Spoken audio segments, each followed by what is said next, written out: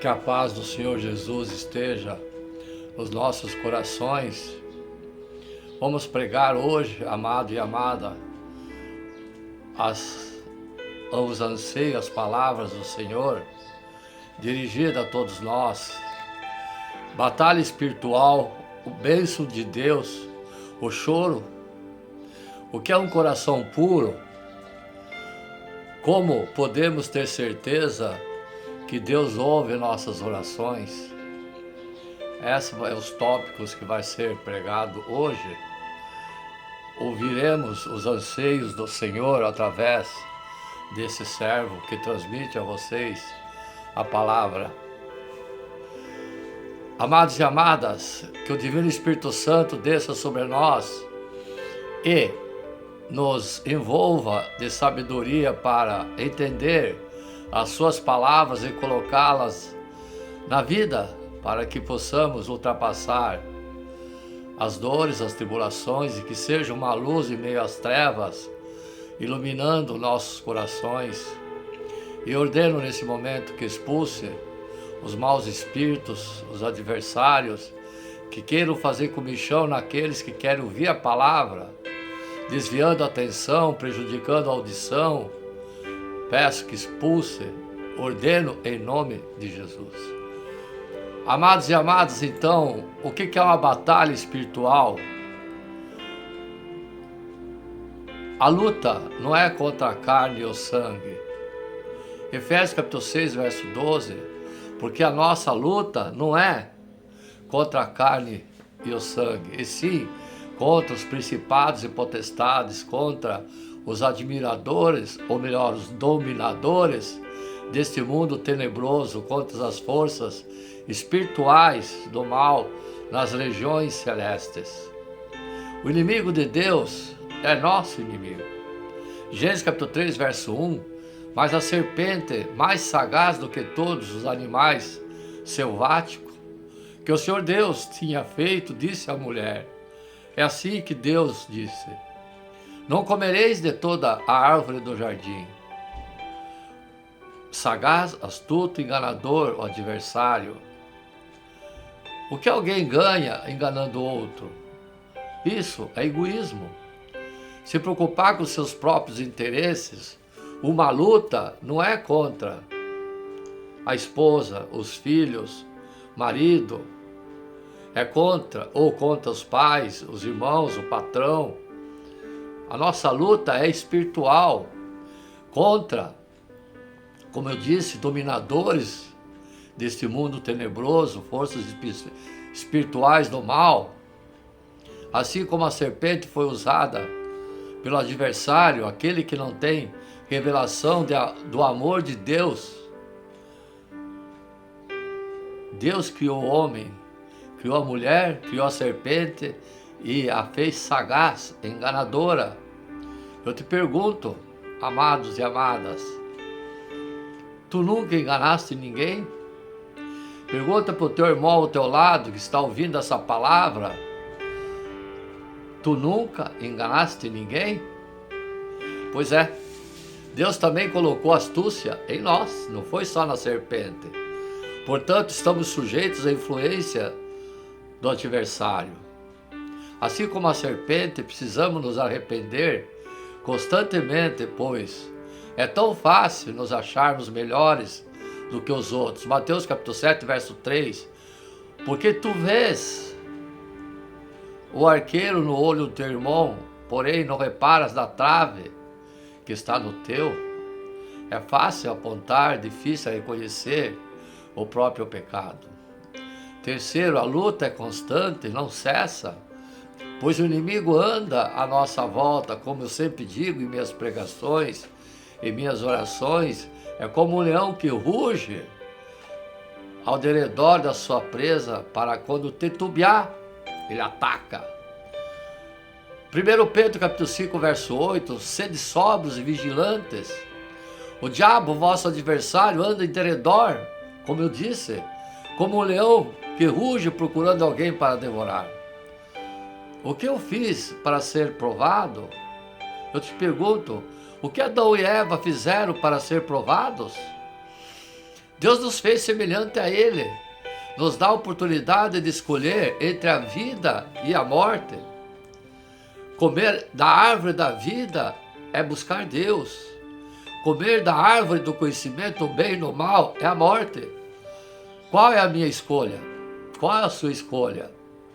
Quem está me ensinando a viver? De quem eu dependo? A quem eu busco quando estou desesperado? A quem eu busco quando estou em dúvida? O diabo estragou a primeira família, mas ele também não fez isso sem o consentimento de Adão e Eva. Quarto, somos guerreiros de Deus. 1 Crônicas, capítulo 12, verso 22, porque naquele tempo, dia após dia, vinham a Davi para ajudar, até que se fez um grande exército. Como o exército de Deus, o exército de Deus não é exército de um homem só. Davi tinha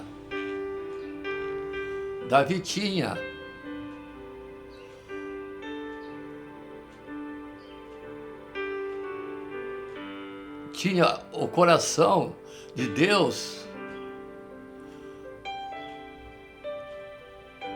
Davi tinha, através da sua fé, do coração de Davi tinha que ir buscar ao Senhor, formou um grande exército. Onde está o teu coração? Está em Deus ou está em outra pessoa? Consegues ver Deus através da tua vida, formando outros guerreiros? Quinto, temos armas para a guerra. Efésios, capítulo 6, verso 11, 13 e 17. Revesti-vos de toda a armadura de Deus, para poderdes ficar firmes contra as ciladas do diabo. Portanto, tomai toda a armadura de Deus, para que possais resistir no dia mau, e depois terdes vencido tudo, permaneceis inabaláveis. Estais, pois, firme, cingindo-vos com a verdade, e vestindo-vos com a couraça da justiça. Calçai os pés com a preparação do evangelho da paz, embraçando sempre o escudo da fé, com o qual podeis apagar todos os dardos inflamados do inimigo. Tomai também o capacete da salvação e a espada do Espírito Santo, que é a palavra de Deus. Vestir a verdade como um cinturão, a palavra é minha cinta. A justiça é meu colete, justiça de Deus, não o que eu acho que é justo. O evangelho da paz é meu calçado, Jesus é a resposta, Deus sabe o que é melhor para nós.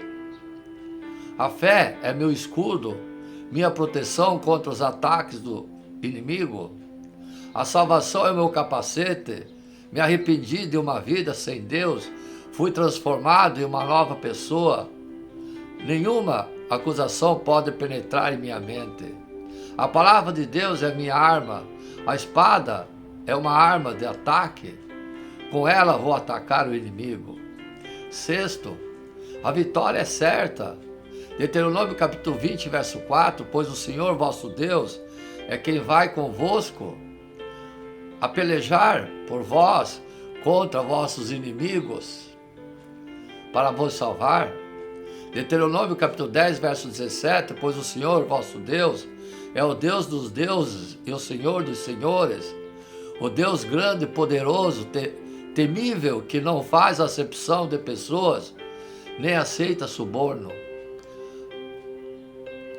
A vida espiritual, de acordo com a Bíblia, 1 Pedro capítulo 5, verso 8, sede sóbrios e vigilantes, o diabo, vosso adversário, como eu falei, anda em derredor como um leão que ruge procurando alguém para devorar. Efésios capítulo 6, verso 13 e 17. Revesti-vos de toda a armadura de Deus para poderes ficar firmes contra a cilada do adversário, porque a nossa luta não é contra o sangue e a carne, e sim contra os principados e potestades, contra os dominadores desse mundo tenebroso, contra as forças espirituais do mal nas regiões celestes. Portanto, tomai a armadura de Deus para que possais resistir um dia mal, depois terdes vencido tudo, permanecer inabeláveis. Estais, pois, firmes, cingindo-vos com a verdade e vestindo-vos com a couraça da justiça. Calçai os pés com a preparação do evangelho da paz, embraçando sempre o escudo da fé, com o qual podereis apagar todos os dardos inflamados jogados pelo inimigo. Tomai também o capacete da salvação e a espada do Espírito Santo, que é a Bíblia, a palavra de Deus. Romanos capítulo 12, verso 1 e 2. Rogo-vos, pois, irmãos, pela misericórdia de Deus, que apresentei o vosso corpo por sacrifício vivo, santo e agradável a Deus, que é o vosso culto racional. E não vos conformeis com esse século, mas transformai-vos para a renovação da vossa mente, para que experimenteis qual seja boa, agradável e perfeita vontade de Deus. Filipenses capítulo 4, verso 13, tudo posso naquele que me fortalece. Mateus capítulo 19, verso 26, Jesus, fitando neles o olhar, disse-lhe: isso é impossível aos homens, mas para Deus tudo é possível. Jó capítulo 14, verso 12 e 15, em verdade, verdade vos digo que aquele que crê em mim fará também as obras que eu faço, e outras maiores fará, porque eu vou junto ao meu Pai, e tudo que pedirdes em meu nome, isso eu farei, a fim de que o Pai seja glorificado no Filho. Se me pedires alguma coisa em meu nome, eu farei. Se me amais, guardareis os meus mandamentos.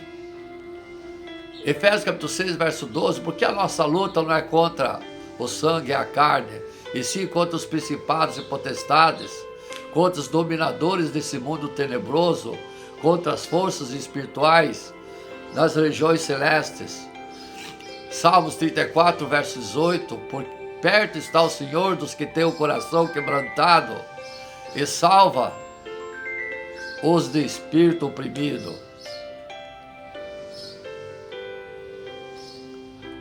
Amados e amadas, temos que lutar contra as forças do mal que nos atenta, que nos faz titubear da fé. Libertação das correntes da morte.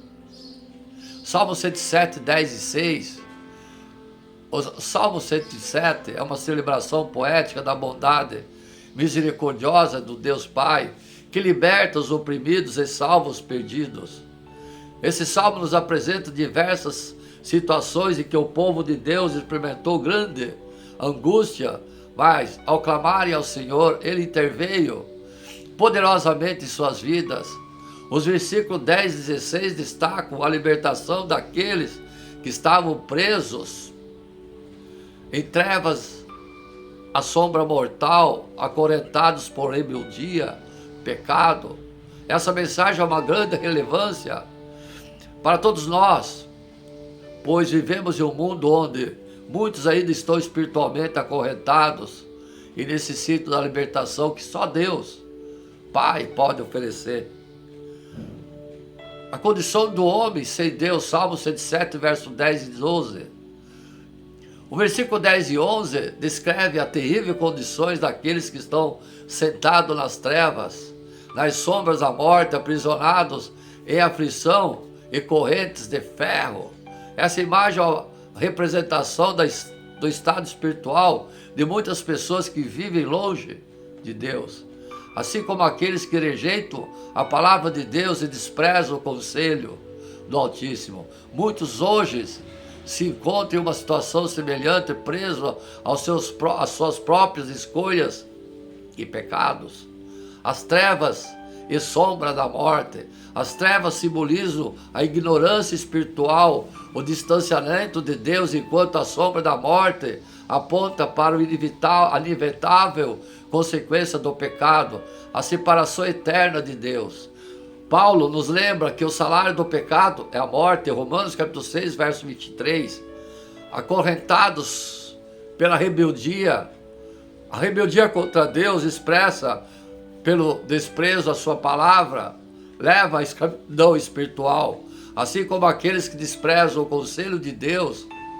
Muitos hoje ignoram ou rejeitam os ensinamentos bíblicos, caindo em uma espiral de escuridão e desespero. Segundo o clamor por socorro, Salmo 107, 13, o versículo 13 revela a mudança crucial que ocorre quando essas pessoas, em meio à aflição, clamam ao Senhor por ajuda. A Bíblia nos ensina que Deus está sempre pronto a ouvir e salvar aqueles que se voltam para Ele com o coração arrependido e sincero. Esse clamor representa um momento de arrependimento e reconhecimento da própria incapacidade de se liberar das correntes do pecado. Clamar a Deus, o Senhor, o ato de clamar a Deus é o reconhecimento de que somente Ele pode trazer libertação. A oração nesse contexto é um grito de socorro dirigido àquele que tem todo o poder para nos salvar. Em Romanos capítulo 10, verso 13, Paulo declara: porque todo aquele que invocar o nome do Senhor será salvo. Terceiro, a resposta de Deus, Salmo 107, verso 14 e 16, a resposta de Deus ao clamor é imediata e poderosa. Ele tira os prisioneiros das trevas e da sombra da morte e rompe suas correntes. Esses versículos são um testemunho da graça divina que não apenas perdoa, mas também liberta completamente o homem do poder do pecado. Libertação das trevas. Deus, em sua grande misericórdia, ilumina aqueles que estavam nas trevas, trazendo-os para a luz. Isso nos faz lembrar as palavras de Jesus em João capítulo 8, verso 12. Eu sou a luz do mundo, quem me segue não andará nas trevas. Pelo contrário, terá a luz da vida. Quebrando as correntes. O Senhor rompe as correntes que prendem os pecadores, simbolizando a destruição completa do poder do pecado e da morte sobre aqueles que confiam em Deus. Assim como Cristo ressuscitou, vencendo a morte, Ele oferece a nós essa mesma vitória, conforme Paulo confirma em 1 Coríntios capítulo 15, verso 57. Mas a graça de Deus que nos dá a vitória por intermédio de nosso Senhor Jesus Cristo, Yoshua Mashiach. O convite à gratidão, Salmo 107, verso 15 e 16. Atenção, servas do Senhor, o convite à gratidão. O versículo 15 e 16 conclui essa passagem com um convite à gratidão. Aqueles que foram libertos devem render graças ao Senhor por sua bondade e misericórdia e suas maravilhas. O ato de louvar a Deus é a resposta natural à sua ação redentora em sua vida.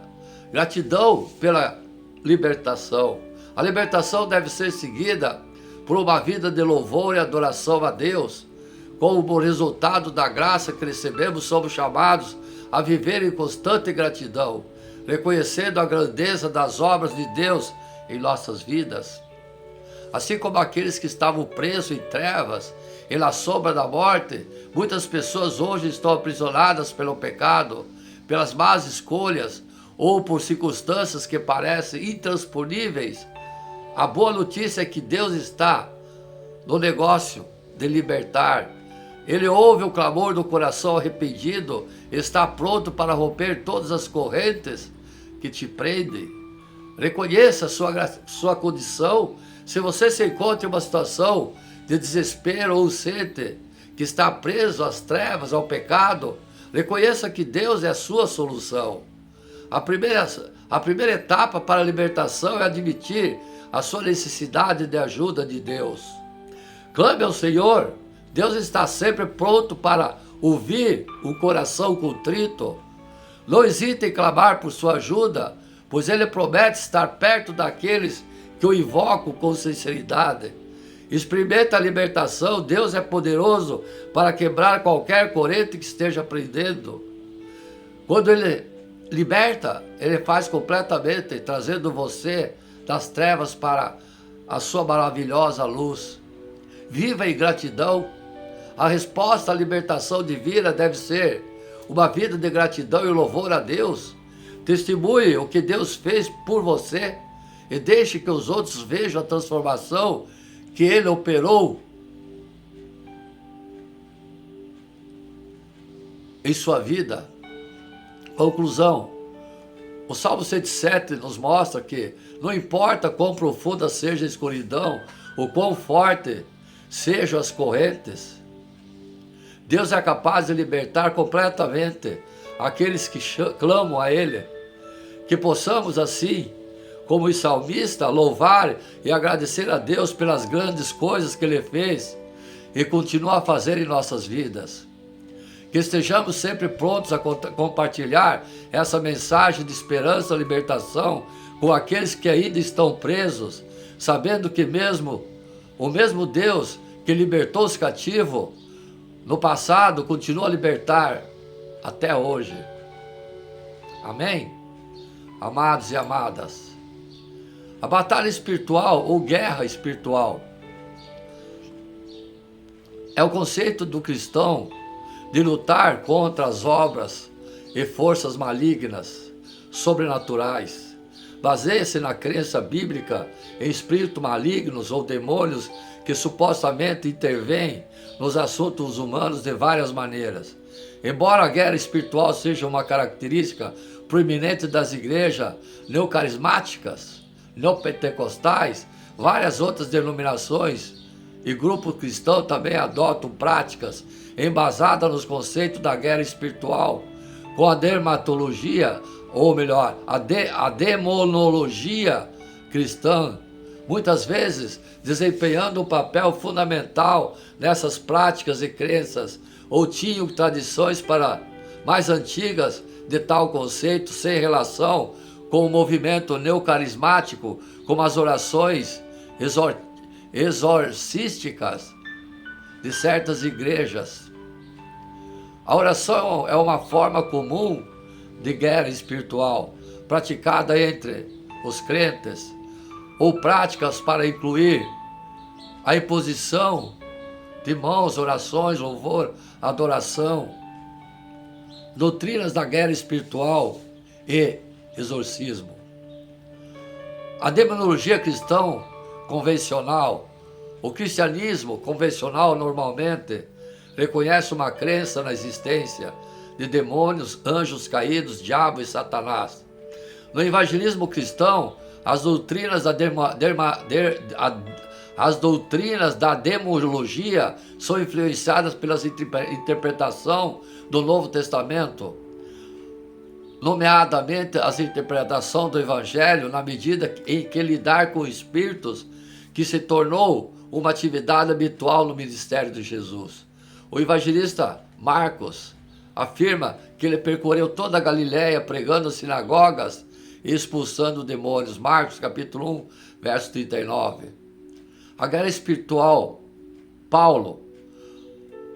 o Paulo tem sido tradicionalmente, o apóstolo Paulo, atribuído à escrita de epístola aos Efésios. O 10º livro do Novo Testamento, embora este seja mais provavelmente o trabalho de um dos seus discípulos, Efésios capítulo 6, versos 10 e 12, Paulo aborda a guerra espiritual e como combater os ataques espirituais. Finalmente, fortaleça-nos no Senhor e no seu forte poder, visto toda a armadura de Deus para poderem ficar firmes contra as ciladas do diabo, pois a nossa luta não é contra as pessoas, mas contra os poderes e autoridades, contra os dominadores desse mundo de trevas, contra as forças espirituais do mal nas regiões celestes. Demologia cristã evangélica. A denominação cristã evangélica normalmente acredita que Satanás e seus agentes exercem uma influência significativa sobre o mundo e as suas estruturas de poder. Eles acreditam que existe um conflito envolvendo espíritos territoriais ou forças espirituais hostis, com base em passagens como 1 João capítulo 5, verso 19. O mundo todo está sob o poder do maligno. Em João capítulo 12, verso 31, onde Jesus se refere ao adversário como o príncipe desse mundo. Outros versículos citados incluem a elaboração de Paulo sobre hierarquia e poderes, em Efésios capítulo 6, verso 12, considerada demoníaca na interpretação, eles também acreditam que as epístolas de Paulo invocam a vitória de Jesus sobre esses poderes. Para tanto, as interpretações evangélicas devido à história de suas eras, a era presente do mal, a era por vir, em referência à segunda vida de Jesus. As imagens evangélicas da guerra espiritual são derivadas de várias partes da Bíblia, particularmente o livro do Apocalipse, onde a besta e os reis da terra travam uma guerra contra o povo de Deus. Apocalipse capítulo 19, verso 19. Depois da guerra no céu, Apocalipse capítulo 12, verso 7, desencadeando uma batalha final de Satanás e das nações terrenas contra Deus. Apocalipse capítulo 20, verso 8. Os cristãos evangélicos promovem práticas certas de igreja de exorcismo com base em sua compreensão e declaração de Jesus. Se é pelo Espírito de Deus que eu expulso o demônio, então chegou a vocês o reino de Deus. Em Mateus capítulo 12, verso 28. Prática do cristianismo. A guerra espiritual é para aqueles que lutam com fé, são soldados contra o pecado. As práticas católicas. Mais notável das operações da guerra espiritual na tradição católica é conhecida como a oração de São Miguel Arcanjo. O Papa João Paulo II afirmou que o combate espiritual é uma arte secreta interior, uma luta invisível na qual os monges se envolvem todos os dias contra as tentações. Nos tempos modernos, as opiniões individuais dos católicos romanos sobre a guerra espiritual tendem a dividir-se em entendimento tradicional e mais moderno do assunto. Um exemplo de uma visão mais moderna e demoníaca é encontrado nas obras que vários livros apresentam. A perspectiva tradicional representada por padres que escrevem sobre o exorcismo.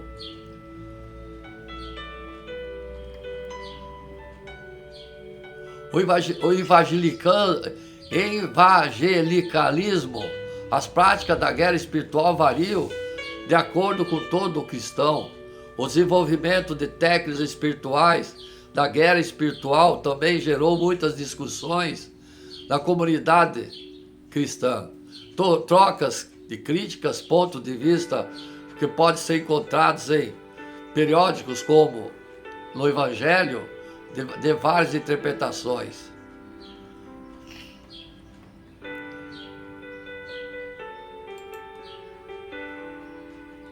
Como ter um relacionamento pessoal com Deus?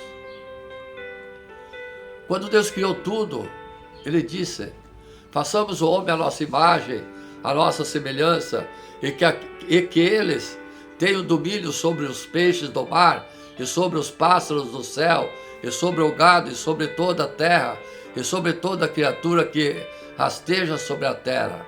Gênesis capítulo 1, verso 26, que diz: e disse Deus, façamos o homem à nossa imagem, conforme a nossa semelhança, e domine sobre o peixe do mar, sobre as aves do céu, e sobre o gado, e sobre toda a terra, e sobre todo o réptil que se move na terra. Gênesis capítulo 1, verso 26. Isso é o que Deus tinha em mente quando criou Adão e Eva. Eles só foram capazes de realizar essas tarefas enquanto mantinham um relacionamento próximo com Deus. Nos capítulos 2 e 3 de Gênesis, vemos que Deus caminhava pelo jardim conversando com Adão e Eva. Esse relacionamento foi quebrado quando Adão e Eva traíram Deus. A partir daquele momento, Deus não era mais o amor da vida deles. O coração deles se voltou para si, para o pecado, para as trevas, para Satanás. Mas as graças de Deus, esse não foi o fim. Imediatamente Deus prometeu a eles e a nós que o relacionamento seria restaurado. E Ele cumpriu sua promessa. Ele enviou seu filho, Yeshua Mashiach, para restaurar esse relacionamento quebrado, para nos trazer de volta o nosso propósito. Restauração através de Jesus. O próprio Jesus explicou quem é, por que veio e como ter um relacionamento com o Pai. Eu sou o caminho, a verdade e a vida, e ninguém vê o Pai senão por mim. Atenção, religiões. Eu sou o caminho, a verdade e a vida, ninguém vem ao Pai senão por mim. Não há santo que faça milagre. Crede-me que eu estou no Pai e o Pai em mim. Crê, ao menos, por causa das minhas obras. Em verdade vos digo que aquele que crê em mim fará também as obras que eu faço, e outras maiores o fará, porque eu vou para junto do Pai. E tudo quanto pedirdes em meu nome, isso farei, a fim de que o Pai seja glorificado no Filho. Se me pedires alguma coisa em meu nome, eu farei. Se me amais, guardarás os meus mandamentos. Ele fará, mas guarde os seus mandamentos. Eu rogarei ao Pai, e Ele vos dará como Consolador, a fim de que esteja para sempre convosco o Espírito da verdade, que o mundo não pode receber, porque não o vê e nem o conhece. Vós o conheceis, porque Ele habita convosco e estará em vós. João capítulo 14, verso 6, que diz: disse-lhe Jesus, eu sou o caminho, a verdade e a vida, ninguém vem ao Pai senão por mim. João capítulo 14, verso 6. Em verdade, esta é a verdade, que todos que aceitam Jesus como seu Salvador, Redentor e Senhor, e que recebe o Espírito Santo, se você já o fez, pode acreditar que o relacionamento com o Pai está restaurado. O Espírito Santo restaurará em sua vida o que está escrito no Salmo, capítulo 1, verso 1 e 6, que diz: bem-aventurado o varão que não anda segundo o conselho dos ímpios, nem se detém no caminho dos pecadores, nem se assenta na roda dos escarnecedores. Antes tem o seu prazer na lei do Senhor, e na sua lei medita de dia e de noite. Pois será como a árvore plantada junto a ribeiros de águas, a qual dará o seu fruto na estação próxima, e cujas folhas não caem, e tudo quanto fizer prosperará. Essa é a verdade de todos que aceitaram Cristo como seu Redentor e Senhor, que receberam o Espírito Santo. Se você já fez, pode acreditar que o relacionamento com o Pai está restaurado, e o Espírito Santo restaurará na sua vida. Bem-aventurado o homem que não anda no conselho dos ímpios, como eu já citei. Deus te ama. Quando Deus criou você, Ele criou você à sua imagem, como o mesmo propósito de quando Ele criou Adão e Eva. Por meio de Cristo e com o Espírito Santo como seu ajudador, você pode voltar ao seu propósito novamente. Deus realmente quer um relacionamento conosco. Ele quer fazer parte da nossa vida, todo minuto, toda hora, todo dia, toda noite. Ele quer um compartilhamento, tudo com Ele. Todos os nossos pensamentos sentimentais, alegria, dores, preocupações, necessidades e planos, assim como quando você está envolvido no relacionamento com alguém. Se você está apaixonado por alguém e quer estar sempre com aquela pessoa, quer passar o tempo junto, todo momento, conversar com outro, fazer coisas juntos e compartilhar os seus corações, Deus quer o mesmo de você. O teu tempo, Ele também quer que você tenha tempo a orar com Ele, para Ele. Ele quer ouvir tudo o que está em seu coração. Ele também quer compartilhar seu coração com você. A Bíblia é a palavra, e nela Ele fala sobre o seu amor por você, sobre seus planos para você, sobre como compartilhar seu coração e sua vida com Ele. Naquele dia vós conhecereis que estou em meu Pai, e vós em mim, e eu em vós. Aquele que tem os meus mandamentos e os guarda, esse é que me ama. e aquele que me ama será amado por meu Pai, e eu também o amarei e me manifestarei a ele. João capítulo 14, verso 20 e 21. Naquele dia conhecereis que estou em meu Pai, e vós em mim, e eu em vós. Aquele que tem os meus mandamentos e os guarda, esse é o que me ama. E aquele que me ama será amado pelo Pai, e eu o amarei e me manifestarei a ele. Amém, amados e amadas? 4 atitudes que provocam o agir de Deus em sua vida. Há momentos e situações que temos que enfrentar na nossa vida que realmente não sabemos como agir ou fazer. Sim, a palavra de Deus nos dá uma direção também a esse respeito, por meio de exemplos. Pedro, quando foi levado à prisão, Atos capítulo 12, verso 1 e 7, a Bíblia nos mostra que mesmo diante das situações que parecem não ter saída, existem 4 coisas que podemos e devemos fazer para provocar o agir de Deus em nosso favor. Ouçam, amados e amadas. Primeiro, Pedro confiou em Deus. Se Pedro não confiasse de fato na promessa de Deus, estaria dentro do cárcere murmurando, questionando por que Deus permitiu que fosse preso. Argumenta. Mas, em vez disso, ele dormia. A Bíblia não diz que Pedro estava preso, mas estava guardado no cárcere. Destaca: Deus permitiu que Pedro fosse preso pelas autoridades, porque se aquela prisão não tivesse acontecido, certamente teria sido apedrejado pela multidão que estava lá fora. Aquela prisão, na verdade, foi uma providência divina. Salvar Pedro das pedras do povo. Deus estava guardando Pedro.